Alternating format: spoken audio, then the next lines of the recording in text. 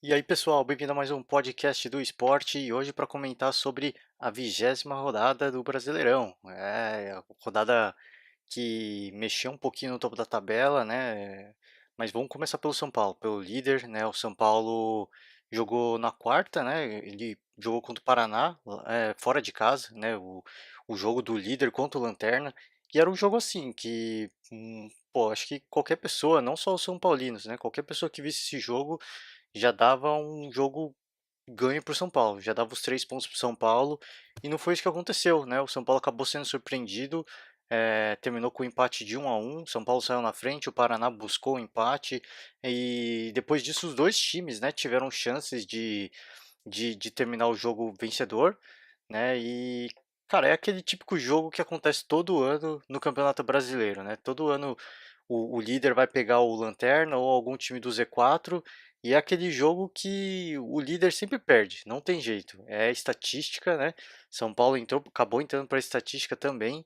Todo ano acontece isso e aconteceu com o São Paulo, né? Acabou empatando, acho que podia ter saído com a derrota. O empate, não digo que foi de bom tamanho, mas eu acho que pelo menos pontuou, né? Jogou fora de casa, pontuou e conseguiu manter a ponta. Porque se de repente perde, o Internacional, né, já assumiria a liderança. Então, acho que o empate não foi bom, assim, se a gente pensar que é o que eu falei, todo mundo já dava um jogo de 3 pontos para o São Paulo, um jogo ganho, e acabou saindo com o empate, saiu meio que no prejuízo, mas acho que é aquela típica partida que pô, o Inter, pô, vai acontecer com o Inter também, se vai, quem é que mantém a ponta vai acabar acontecendo. Vai pegar um time do Z4, não vai pegar num dia bom, pega os caras inspirados e aí de repente toma um empate, perde o jogo, então acontece, né? Foi um jogo que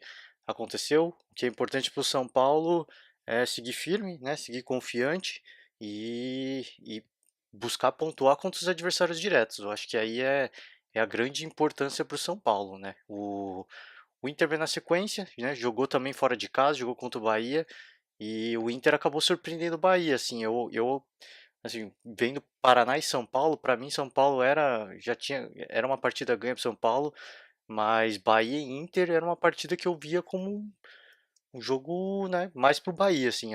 O Bahia vem mostrando nos últimos jogos uma evolução tática muito boa, né? Fez os jogos contra o Palmeiras na Copa do Brasil e para mim até surpreendeu o jeito de jogar do Bahia, né? Então eu imaginei que até por jogar em casa na Fonte Nova seria um jogo mais pro Bahia, mas foi surpreendido, né? O Inter fez o gol que precisava, segurou o resultado. Mais uma vez o Inter fazendo um jogo equilibrado, fazendo aquele jogo e não é fazendo aquele jogo feio de fazer um gol e segurar o resultado, não.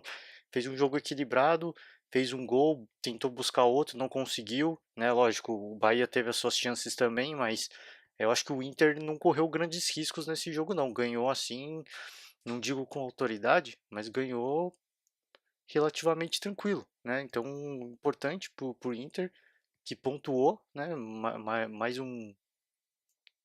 é, mais 3 pontos na conta do Inter, né? Que vem muito embalado, assim, impressionante a sequência de vitórias do Inter.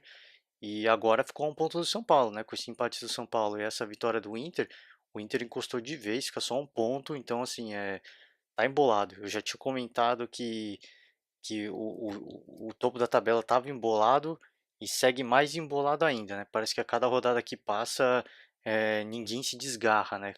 Quando um se desgarra um pouco, o outro consegue encostar. Então, tá muito bom esse campeonato brasileiro, né? O terceiro colocado é o Flamengo. O Flamengo fez a parte dele, ganhou no Maracanã do Vitória. Vitória magra, né? De 1-0 só, mas de novo, é que nem o que eu falei do Inter, né?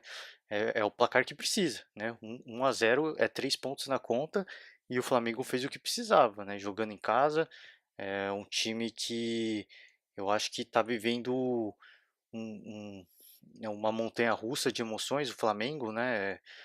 Conseguiu a classificação na Copa do Brasil, mas assim, tá com uma classificação comprometida na Libertadores, perdeu a liderança no Brasileirão, então tá oscilando muito o Flamengo. É, não sei o que falta assim em termos em termos, eu acho que psicológico para o Flamengo, né? O Flamengo inquestionavelmente tem um grande elenco, né? Mas é, partida sim, partida não, faz um jogo bom, às vezes faz um jogo muito ruim, então tá oscilando muito, né? O Flamengo para mim tá com um perfil um pouco parecido com o Palmeiras da chegada do Felipão, né? Oscilava muito, né? Sob o comando do Roger Machado, e aí eu não estou dizendo que o Flamengo precisa trocar de técnico, não, longe disso. Até eu acho abominável ficar essa troca de técnico que acontece no Brasil, mas a cara que tá o Flamengo um pouco tá parecendo muito com o que tá acontecendo com o Palmeiras antes do Felipão. É, fazia um jogo muito bom, depois não fazia, vinha com os reservas, não fazia um jogo tão bom, depois vinha com os titulares também não faziam um jogo tão bom, depois colocava o time reserva, o time de reserva jogava muito, então assim, oscilava muito e e assim, você não sabe o que que falta, né? Você não sabe o que que tá faltando, né? O elenco é extremamente qualificado e aí você fica, pô, o que será que falta, né, para esse time deslanchar? É o que aconteceu com o Palmeiras, e é o que eu vejo que está acontecendo com o Flamengo um pouco, né? Lógico, tá no topo da tabela, é o terceiro colocado, tá só 2 pontos do São Paulo, né? Pouquíssimo, a distância é bem pouca, né? Mas é o que eu falei, o Flamengo, sim, não dá para cravar o que vai acontecer na próxima rodada, né? Se para pensar, pô, o São Paulo, né? Muito provavelmente vai ganhar, porque joga em casa. O Inter joga em casa também, então é uma vitória possível. Joga contra o Palmeiras, né? Mas sim, é uma vitória possível porque joga em casa. Agora o Flamengo, assim, fica uma grande incógnita, né? Você não sabe, mesmo jogando em casa, você não consegue pôr a mão no fogo, falar, pô, esse time vai ganhar agora. Não, tá oscilando e isso, o retrospecto das últimas partidas reflete essa gangorra que eu comentei, né? Ganhou esse último jogo, mas no anterior perdeu. Aí no anterior ganhou, no anterior perdeu, então assim, tá ganha e perde, ganha e perde. Então é uma gangorra que viu o Flamengo e vamos ver se consegue pôr ordem na casa agora, né? Eu acho que o Flamengo também sentiu muito o ritmo de jogos. Talvez eu não estou falando que vai ser eliminado da Libertadores, mas de repente é eliminado, é um torneio a menos, então talvez eu acho que consiga retomar um pouco o caminho da vitória, né? E manter bem embolado esse campeonato brasileiro. Né, o quarto colocado é o Grêmio, né, o Grêmio empatou com o Cruzeiro, né, em casa, e foi um jogo que até a torcida vaiou, assim, não não acho, não acho que é motivo de vaiar, né, esse time do Grêmio, segue vivo na Libertadores, acabou sendo eliminado na Copa do Brasil, mas é um time muito forte, né, o Grêmio a gente conhece, né, o Grêmio vive o Grêmio não está numa boa fase, sim, é simplesmente isso, um time que joga bem, um time entrosado, né, tá com o técnico há muito tempo e às vezes a bola não entra, simplesmente é isso que acontece e é isso que eu vejo que está acontecendo com o Grêmio, né, não digo nem que é falta de inspiração, que é falta de confiança, não, às vezes é uma sequência de 3, 4, 5 partidas que a bola simplesmente não entra, depois que passa essa fase, as coisas começam a voltar a acontecer. Então acho que é o momento que vive o Grêmio. Então acho que é o momento do Grêmio tomar cuidado, né? Se resguardar em termos defensivos para não de repente passar uma partida em branco e deixar de pontuar. Mesmo que seja um ponto, é importante para o Grêmio. Né? Tudo bem, foi em casa, a torcida esperava a vitória, mas acontece, né? São fases que vive um time e o Grêmio vive uma fase que não a bola não está entrando, né? Eles não estão encontrando o caminho do gol de forma tão tranquila como a gente viu ano passado. Então, dar tempo ao tempo, né? Às vezes precisa de mais uma partida e aí passa essa má fase e a bola volta a entrar. Então, vamos acompanhar. Assim, o Grêmio não tem o que discutir, né? É um dos melhores times do Brasil hoje, um elenco fantástico e muito favorito para a disputa do título, sem dúvida, até porque já está fora da Copa do Brasil, então só tem dois campeonatos, está olhando só para dois campeonatos, então é um forte candidato, sim, não excluo não. Né? O quinto colocado é o Palmeiras e essa rodada do Brasileirão foi boa para o Palmeiras. Né? O Palmeiras, o Felipão tinha até comentado na rodada anterior que pô, ganha, ganha, ganha e fica em sexto. E dessa vez não, né? Saiu da sexta colocação, ganhou uma posição na tabela. O Palmeiras ganhou do Botafogo em casa, uma partida que primeiro tempo um caminhão de oportunidades, o Palmeiras não matou o jogo, né? E isso que é uma coisa que eu já venho falando há um bom tempo, né? Que o Palmeiras perde muitas oportunidades. E a gente viu isso nesse jogo de novo. Um caminhão de oportunidades não matou o jogo. Segundo tempo entrou o Lucas Lima e ele garantiu o placar, né? Fez os dois gols do Palmeiras. E o Palmeiras teve mais um pênalti perdido, né? O Dudu cobrou, perdeu. Pênalti, se eu não me engano, acho que é o quinto pênalti seguido que o Palmeiras perde. E então, assim, cara, é uma vitória importante, porque pontuou, mas eu acho que fica alguns motivos de preocupação, assim, lógico, ganhou mais um jogo, subiu uma posição na tabela, pô, tá muito vivo nos 3 torneios que está disputando, mais uma partida sem tomar gols, né? O Felipão vai batendo recordes, né? Então, uma defesa, pô, extremamente sólida, mas a gente sabe que torneio de mata-mata às vezes pode ser decidido nos pênaltis.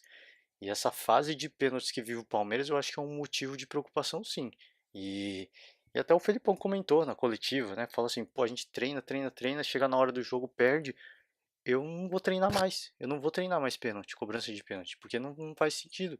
E realmente, né? Tem alguma coisa, né? É um emocional, com certeza, mas tem que virar essa chave.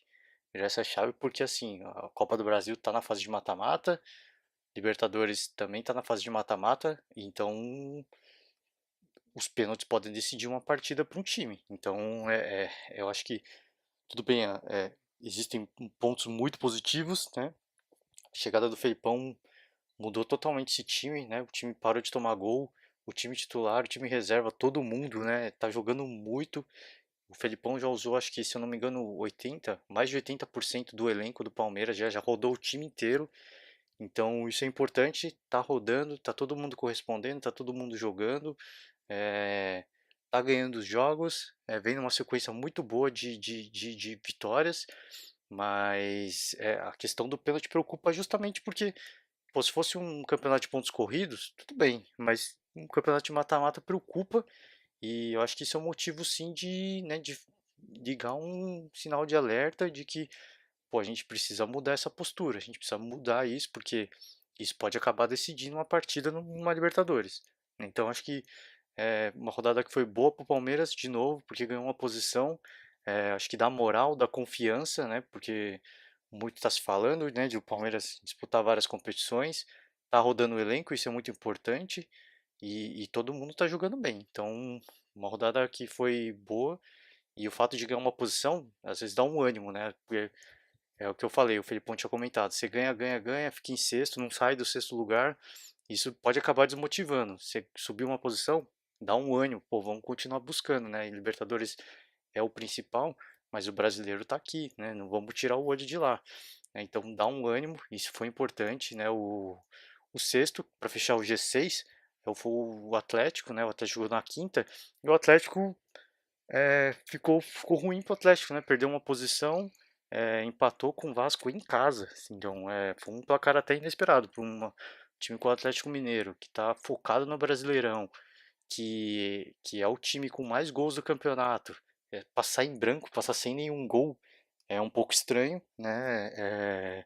Não tô falando aqui que é motivo de preocupação, é um pouco estranho e saiu em prejuízo, né? Perdeu a chance de se manter no G5, né? Lógico, não é nada uma tempestade, não é nada que, né, meu Deus, acabou. Não, o Atlético segue muito vivo e, na minha opinião, até o Atlético, todo mundo briga ainda pelo título brasileiro. Então, acho que o Atlético é, acabou empatando. Era um jogo em casa, um jogo que precisava ganhar contra o Vasco, que não vem no Vasco, a gente tá acompanhando, não tá vivendo uma boa fase, não tá conseguindo jogar um bom futebol. Então acho que por isso, até comparando com o São Paulo, né? Por jogar com um time que você sabe que é menos qualificado, que é limitado tecnicamente, você não conseguir a vitória, assim, acaba pesando negativamente. Então acho que pesou um pouco negativo pro Atlético, mas segue muito vivo, né? O melhor ataque da competição, não tem nem o que questionar esse time do Atlético Mineiro. É o único ponto que assim, a gente pode colocar pro Atlético e pro São Paulo desse empate é que são dois clubes que agora só olham pro Brasileirão. Então, assim, tem que ter um cuidado, tem que ter um cuidado a mais, tem que ter um preciosismo a mais com essa competição, um capricho para conseguir pontuar.